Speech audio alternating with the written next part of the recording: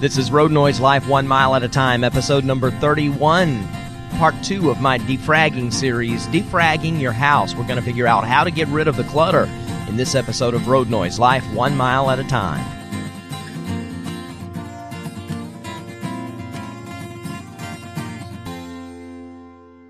Hello and welcome in again to another episode of Road Noise Life 1 Mile at a Time. I'm your host, Michael Blackston. If you're hearing the sound of some rumbling under the sound of my voice, that's just the noise of the road, hence the reason I call it road noise. You're sitting in the passenger seat alongside me as I travel this morning on my commute to Cookeville, Tennessee. It is 3:30 in the morning, and it's a good time to record because I know the phone's not going to ring unless there's an emergency, so I hope it doesn't ring. And we should have some uninterrupted time together. I'm thinking that because I'm on a smaller stretch of road when I start this, that the noise of the road may pick up a little bit in just several miles from here when I hit the interstate, because right now I'm on some back roads, and then I'll hit the interstate, and the noise of the road will probably get a little stronger, so don't let that kind of throw you if you hear it. We're going to talk in this episode about defragging your house. We're going to try to figure out what is cluttering up your house, how to get rid of it, and in that way, getting rid of some of the stress that having a cluttered up house can do. Maybe you're thinking, that's kind of an odd topic for a defrag series. I mean, people's house is people's house. I've heard people say a house is where you live, so it's going to be lived in. I'm not talking about making your house a museum at all. I understand. I'm not going to have a house that's a museum anytime soon because I have an 11 and almost 12-year-old boy, and I have a little girl that just turned 3. So I'm not talking about keeping your house clean. That's almost impossible for some people, including myself. I'm talking about the stuff that you really don't need, but you can't make yourself get rid of, and it's cluttering things. You don't have room for it. We personally live in a fairly small house. I guess you might say it's average size, and depending on who you're talking to, it might even seem large. But we have a lot of stuff, and a lot of it is crap that we don't need. But I have a hard time making myself get rid of it.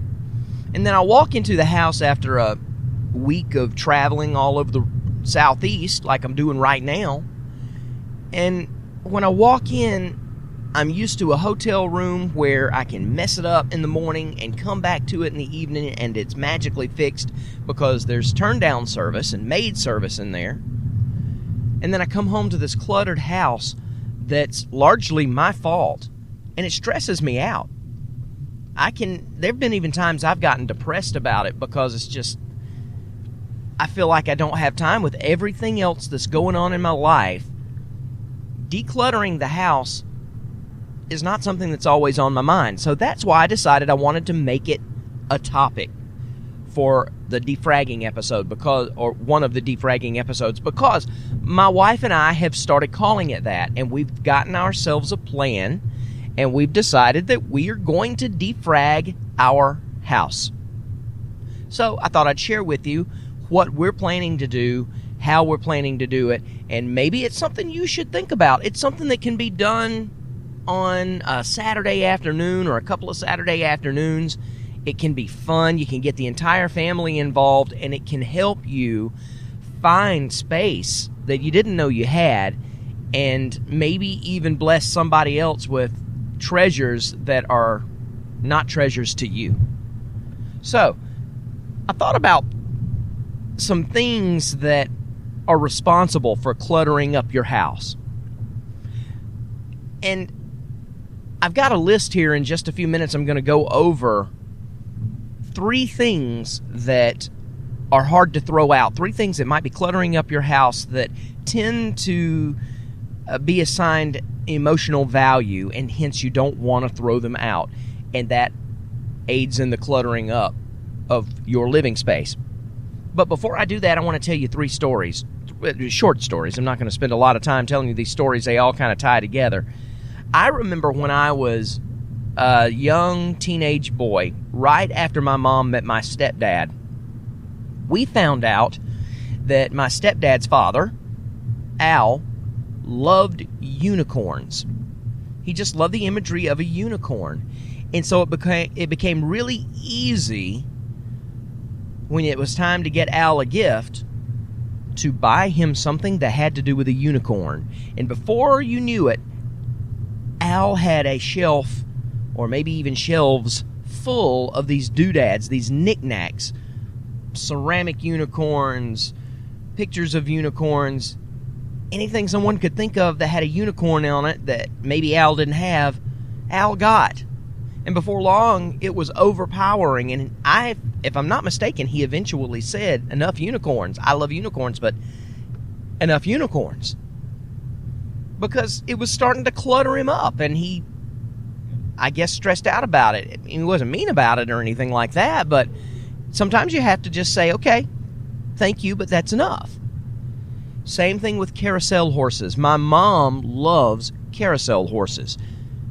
And it makes it easy when you're trying to figure out what you get for a woman who really doesn't need anything. Ooh, she loves carousel horses.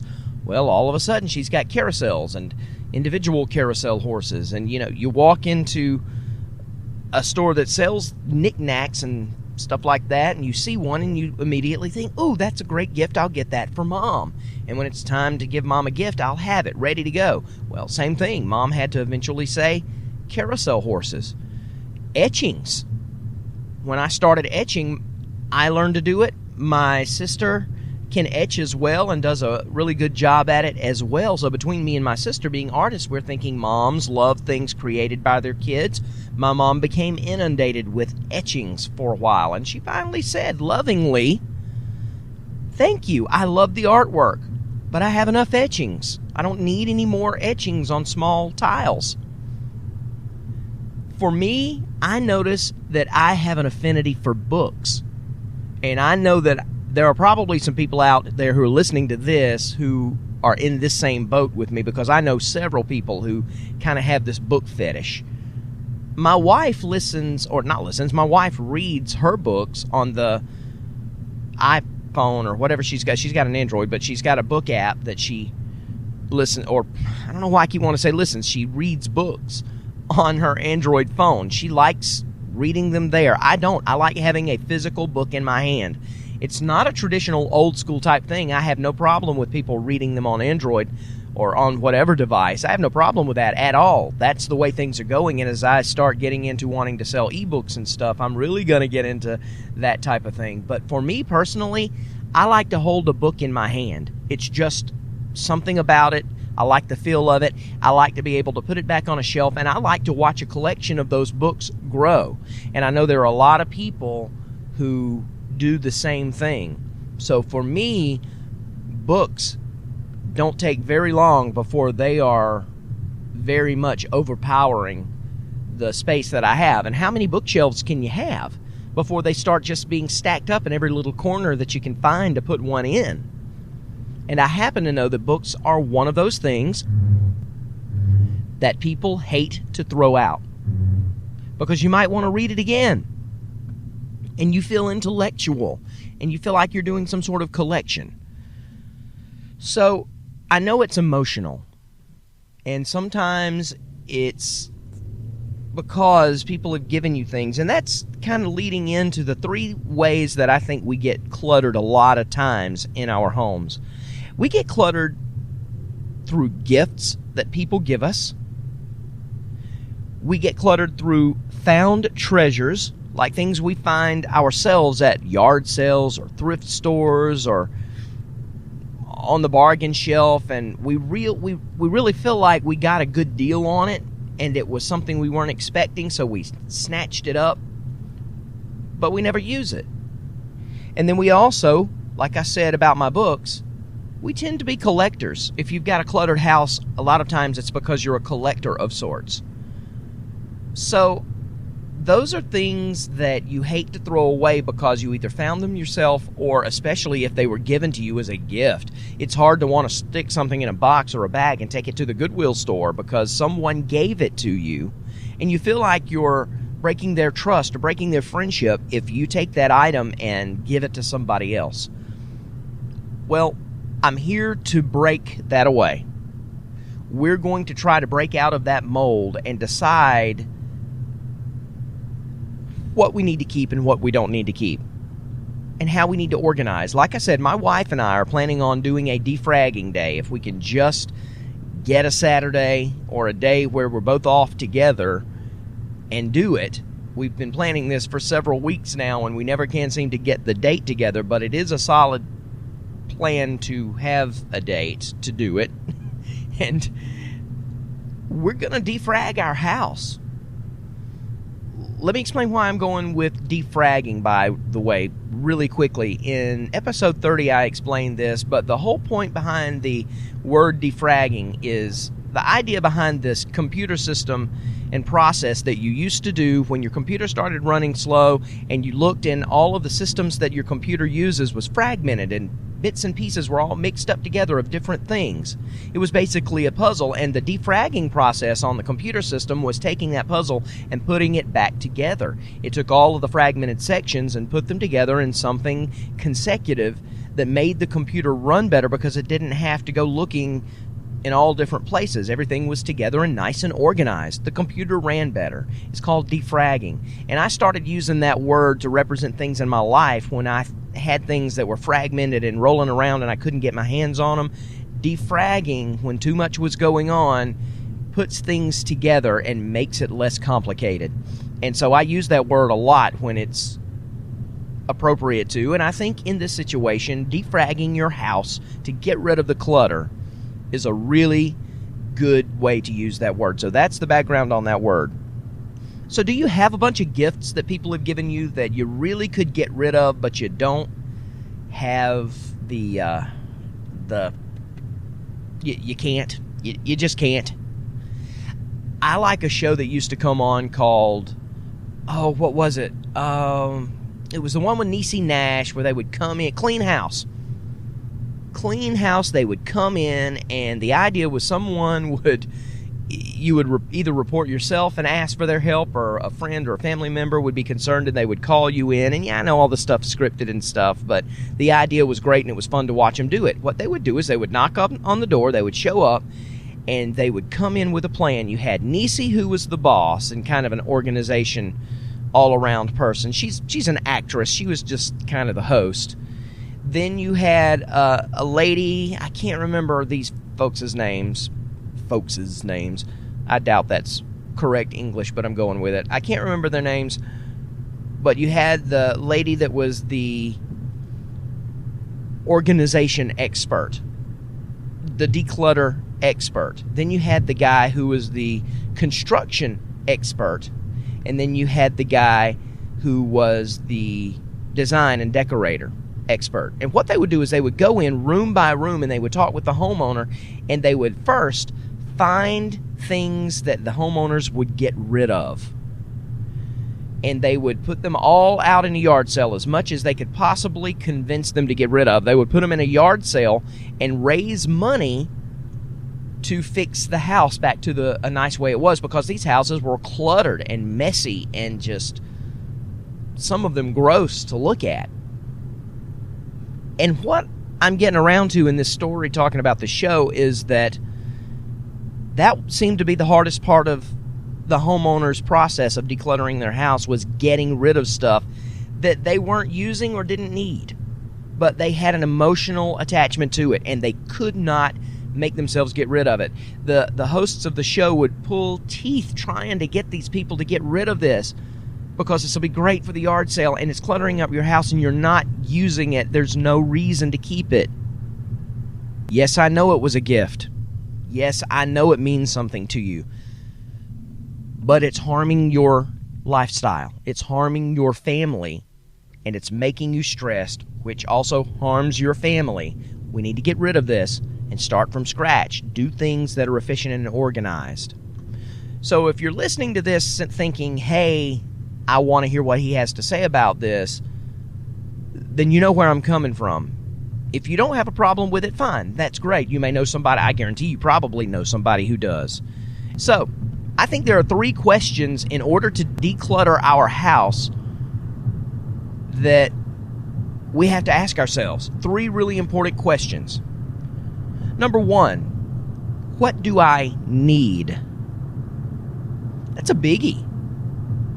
Because we want a lot of stuff. It's the American dream to get whatever you want, to be able to consume whatever and as much of whatever as you feel like. And a lot of times we do things in an emotional way. We buy out of emotion. So I think a really big question is, when you're looking at this stuff, do I just want it? Or do I need it? If you need it, then you don't need to get rid of it. If it's not something you use all the time, you don't want to get rid of it. And that's the next question. Because if you find that you need something, fine, that goes in that category, it stays. But if you want something, it still may be okay to keep it, but you have a further question to ask yourself. Within this first question, if you find that it's something that you just want, how badly do you want it? Is it something you want to keep just because it's there? You have an emotional attachment to it? Or is it something that brings value? If it does not really bring any value to your daily life, it probably needs to go. I know it may have been a gift from your grandmother, and if it's an heirloom, absolutely you want to keep something like that. But that plastic alarm clock that sits on the counter that never gets plugged in, and the batteries have been dead for years, so much that there's this white crusty corrosion all over the insides of the battery compartment, but grandma gave it to you, chunk it. If it doesn't work, if that's why it's not plugged in, chunk it. If you're not sure, plug it in, see if it works, put it in a box and take it to a thrift store, a Salvation Army, or the Goodwill store. Somebody might need an alarm clock. But grandma's not going to care if you get rid of an old plastic clock. Do you get my point? Heirlooms are great and fine. You want to keep those. Although you may want to find a special storage place for things like that instead of leaving them out all over the place if they're cluttering up your living space. But if it's something that you want, find out if it's something that you want it because you just want it and you're being hard-headed and stubborn and don't want to get rid of it, or if you want it because it holds some sort of real value to you. The second question you want to ask yourself is, what do I use right now? I've got a lot of stuff in my kitchen. I love kitchenware because I, from time to time, will go through times of exploratory cooking, I guess you would say. I like to cook. I like to create. To me, it's another art. And there are times when I'll just feel like cooking and I'll want something that will do a specific thing, a kitchen item. But then when I'm done with it, it goes under the shelf for another year. And it takes up cabinet space or counter space. We recently went through the kitchen and I put a bunch of stuff in a cabinet that I never use. And when we defrag, we're going to have to go through those cabinets and decide, do I use this kitchen implement? Do I need it? Is it something that I use right now? Is it bringing value in that way to my life right now? If it does, fine. There's probably a space for it. You sure don't want to get rid of something you're just going to have to go rebuy later if it's something you use, if it's a tool for you to live your life. So if you ask that question and you've answered those, do I need it? Yes. You put it aside. You don't get rid of that. Do I use it right now? Even though I don't necessarily need it, do I use it on a frequent basis? Which I guess if you do, it kind of means you need it. You put it to the side, and it stays. Then you ask this question. Okay, it didn't make the cut so far. I don't really need it, and I don't really use it right now, but is it something that I sincerely know I will use in the future? It still may be something you can get rid of because it still may be something that you can go get at the time you need it fairly inexpensively and it would make more sense for you to get rid of it now. But then again, there are some things that I don't use or necessarily need on a regular basis, but I know I'll use in the future. For instance, I talked about the kitchenware. My electric mixer, I don't use that very much. I hardly ever use it. In fact, my wife uses it more than I do, but neither of us use it a lot. It's taking up counter space right now, though, because I like a kitchen where you can see the utensils and it's right there at the reach of my hand really quickly. I don't have to go searching for it under a cabinet.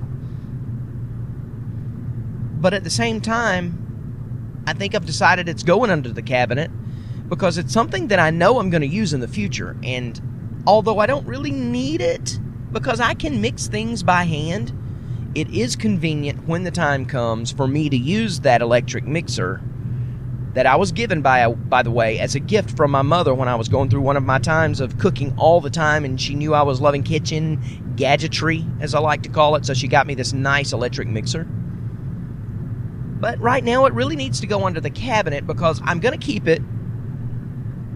I'm going to use it in the future. I do use it from time to time. I don't use it very often, and I don't necessarily need it. So that's kind of the category that falls in. Will you use it in the future? And if so, maybe it needs to go somewhere in storage until time comes to use it. But you've asked yourself those three questions. Do I need it? Do I use it now? Or will I sincerely use it in the future? And if it makes the cut, every object gets asked that question, and if it makes the cut, then it is put aside. If it does not make the cut, it probably needs to go. It probably needs to be given to someone who wants to clutter up their house, or maybe can use it to add value to their life where it's not really adding value to yours. Now, again, I know there are things that have emotional value attached to them. I have a storage box. My dad, when I was young, and I think I've told the story about getting this box before. When I was young, my sister and I went over to my dad's house for Christmas. My mom and my dad were not together, and my dad was married to my stepmom. And we went over to his house for Christmas, and we were used to getting money. I can't remember if it was a $100 bill or a $50 bill each at the time. We were fairly young, but we were used to getting money. This year, my dad had gone to the trouble of creating these beautiful pine wood boxes for us. Basically little treasure chests for us, and he had decorated them with nice ornate trimmings, and he had sawn out, he was using his jigsaw at the time and making wood crafts, and he'd sawn out a duck and attached it to the front of it and painted it really nicely. It really is something you would pay a good bit for in today's market if you were looking to design your house with a piece of this type of furniture. At the time, to us, we thought it was just a pine box, and I didn't want it. I was angry with my dad at first for giving me a pine box for Christmas instead of money. And if you want to listen to that episode, I can't remember what it is off the top of my head, but it's one of the earlier episodes, I do believe, in the series, in this Road Noise podcast series. So you can go down and look for that, and it'll have something to do with Christmas, I think. Anyway, I said all that to say that now I treasure that box. That's something I'll never get rid of. I don't need it. I want it. But I do use it, even though if I did not use it, I would not get rid of it because it has an emotional attachment to me. It's something that means something now to me because I realize now my dad made that with his hands. I don't know what his situation financially was at that time. It could have been fine. He could have just thought, I want to do something different and give them a good gift and teach them about the value of things made and given with love as opposed to just money. I don't know what his reasoning for giving us this box was, but what I do know is that he spent his time, his talents, making something, lovingly crafting it with his hands, and now I cherish that box as if it were gold. It's priceless to me. Things like that don't have to be decluttered. You just might want to find a good place for it. Everything else, though, if it did not make the cut when you asked those 3 questions, do I need it, do I use it now, or will I use it sincerely in the future? If they don't make the cut, they need to go. And it would amaze you, it will, if you do this, it will amaze you when you realize just how much in your house is clutter and you don't need it and you can get rid of it. That's how we're going to do it. We're going to defrag our house, and we're going to get rid of stuff we never thought we would get rid of. And some of the burden and stress of that has already been lifted from me knowing we're going to do it. I'm almost excited looking at it as sort of a day of celebration. I'm looking forward to getting my kids involved, or at least, well, the 3-year-old, she's not going to want to throw anything away or give anything away. But the 12-year-old now, Noah, is getting to the age where he's kind of got a giving heart, and I'm hoping to instill that even more in him and show him the value of defragging our house, getting rid of the clutter. If you've got another idea on that, I'm going to give you information on how to get in touch with me at the end of the podcast, so listen all the way through and we'll talk about that, and I'll tell you how you can get in touch with me there. My week has been not necessarily anything interesting other than doing regular life with my family. Yesterday was Mother's Day. I spent the day around the table with my mom and my grandma and my sister who's a mom, and I sent my wife home from my grandma's house. She's an introvert, and when there's a lot of people kind of being chaotic around her all at one time, it wears down the charge in her personal batteries. And she likes to take a nap, and she lately has not had an opportunity to do so. So that was one of the Mother's Day gifts I gave her yesterday. I said, go home. We'll text or call you when it's time for you to come get us, because we were all in one car. Why don't you go home, leave the kids with me, take a nap. Have a good, solid nap. Make the room as dark as you can and have a good, solid nap. And so she did that, and I sat around the table for the rest of the afternoon with my mom and my grandma and my sister, and just had a good time. And 2 things were discussed about my daughter. One of them I knew because it happened to me, but one of them I did not know. We started talking about how at 3 years old, she is just into everything, and you can't turn your back on her for a second. You may be saying, no, of course, she's a 3-year-old. Why would you dare turn your back on her? Well, it's life. Sometimes for a minute and a half, you turn your back on your child, you don't think about it. I mean, not when we're out in the street, but you're in the house, you're doing something, you get involved with something you can't really stop, and you think you know where your child is, but they've taken just that few seconds of opportunity to get into trouble at a 3-year-old level. Happens all the time. And my 3-year-old stays with my mom quite often because she helps babysit, and things happen since I'm out of town that my mom needs to watch her. Well, my aunt was staying with my mom the other day. And stayed over at the house, and at the same time that Merida was there. And it turns out Merida had decided she wanted some lip gloss. She saw a glue stick that looked like lip gloss to her. And my aunt said, "What do you have on your lips? What are you putting on your lips?" She said, "Lip gloss." And my aunt looked and saw that it was a stick of glue. One of those little orange tubes of glue.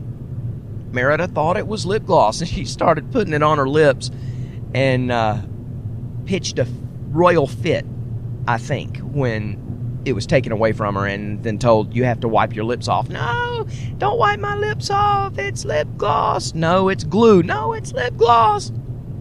And that led me into something that had happened to me with Merida recently, where I turned my back on her just for a minute. And there she goes in the bathroom. We usually keep the bathroom doors shut and child-proofed so she can't go in there. In a bathroom, there's lots of stuff a child that age can get into that can harm them. So we try to keep it as safe as we possibly can, but for some reason, the bathroom door off of our master bedroom was open. And because we have a cluttered house, there was stuff all over the counter, including a spray can of scrubbing bubbles. Bathroom tile scrubber. And she comes walking. I said, "Where's Merida?" I go in, I look, she's in the bathroom, and she's rubbing her hands through her hair. And I said, what are you doing? She says, I used hairspray. And I went over to it, and it had a lemony smell. And I noticed the scrubbing bubbles. And so I picked up the can and said, is this what you used? And she said, yeah. My daughter had sprayed scrubbing bubbles into her hair, which I don't guess is really going to hurt anything, but it couldn't stay. Well, my daughter is at the age now where she's always been this way as a baby up till now. I can't wait till she gets out of it. She hates having her hair washed. She does not like water or anything on her hair being washed. I don't know why she decided to put the scrubbing bubbles in there in that case, but nevertheless she did. And so I said, okay, you got to get in the shower. We got to get this out of your hair right now because I don't know what it's going to do. This is a chemical. I don't know what it's going to do. This is not hairspray, and you don't need hairspray anyway. So she pitched a royal fit.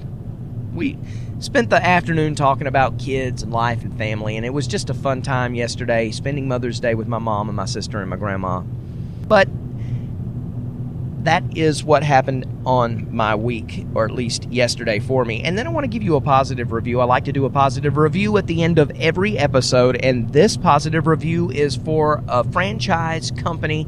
In fact, I'm passing one of those interstate signs with all the restaurant signs on it right now, and it's just making me want to lick my lips. I've decided this morning it's Bo time. Do you have a Bojangles in your area? They're all over the Southeast, and I love me some Bojangles. So Bojangles is my positive review today. Now, when you go, it's like any other fast food restaurant. The service can be hit or miss. You can have service with a smile that is just wonderful, or you can have service where they really don't want to be there, and it's not the best in the world. And sometimes with Bojangles, you can get quite a bit of that bad service just because the staff is really tired. Bojangles serves chicken and biscuits all day long. You can get any kind of biscuit you want any time of the day as long as they're open, or you can get regular fare. You can get fried chicken. And it's a Cajun style. It's got a spice underneath the crust that I just love. This morning I'm thinking about a biscuit. I'm thinking I'm going to get a Cajun filet, spicy Cajun filet biscuit with cheese, maybe even have a little bacon on that thing. And that's going to get me going because it is now 4:08 in the morning. I'm on the interstate heading toward Cookeville, Tennessee. And in 2 hours, when they open at 6 o'clock, it's going to be Bo time. So I'm looking forward to it. If you ever get an opportunity to stop at a Bojangles and you don't have one in your area, so you haven't experienced it, if you see one, stop at it. You're going to love it. I think. Most people do. It's delicious. Bojangles. That is this episode of Road Noise. It was defragging your house. I hope it was helpful. I hope it gave you some insight into some things that maybe you do, or maybe just inspired you to, hey, I think I want to do that as well. Next episode, part 3, will be defragging your life, and we're going to get a little bit deeper, and it may even be a little bit longer of an episode because I'm going to talk about a little bit of stuff from last week's episode, defragging your friends. I'm going to talk about stuff more on the lines of this week's episode of defragging your house and maybe some other things in a similar fashion. But we're also going to dig in a little bit deeper, maybe psychologically, into defragging your life. Because if your life is cluttered, that can be serious on you. So be looking forward to part 3, episode 32, defragging your life, and that's coming up in next week's episode of Road Noise. If you'd like to get in touch with me, here's how you do it. I've got an email address. It's feedback@michaelblackston.com. feedback@michaelblackston.com, or if you'd like to call me and leave a message on the voicemail line, it's 706-408-7456. That's 706-408-7456. Love for you to go to michaelblackston.com or funnymessylife.com and read my blog. Now, right now, it is under some massive construction, but I'm hoping that by the time that this is released, it won't be. I'm making a front page where you can get to all of my stuff, the podcasts, blogs, and all the different stuff that I do on the front page, and just click on it, and then it will go. But it's a comedy blog, and I have a lot of fun with it. I'm about to, not on a weekly basis, but just when I'm inspired, be writing kind of more of an inspirational / Christian themed blog on there as well, which I may tie into Road Noise, Life 1 Mile at a Time, because it's going to be about living a Christian life. And the Everything Arts podcast is going to be on there as well. But if you would like to go to this website, I would love for you to go to roadnoisepodcast.com and listen there. Share from the website. Share on all your social media. Just go on a sharing spree. Help me out. Help a brother by telling somebody about it. And you can do that by word of mouth or by sharing on your social media. You can also find me on facebook.com/roadnoisepodcast. Love for you to do that as well. And if you happen to be going by iTunes, it really helps us out if you can give us a rating and review. So, until next time, thank you for sitting in the passenger seat alongside me as we learn to live life 1 mile at a time. I'm Michael Blackston, and this is Road Noise. Life 1 mile at a time.